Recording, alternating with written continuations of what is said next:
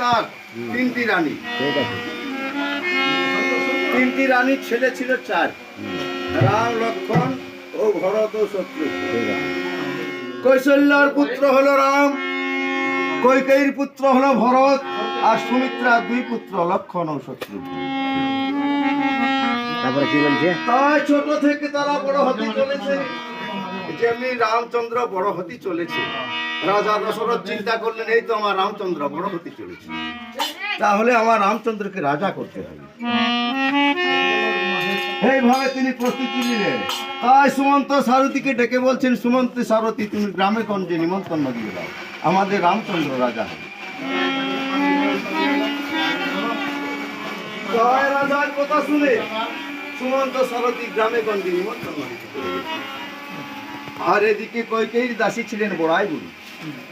তিনি যেমনি শুনতে পেয়েছেন, বলছে এই তো এখন রাজা রামচন্দ্রকে রাজা, তা আমি হতে দিব না, আমি কৈকেয়ীর কাছে আমি এখনই কথা বলব।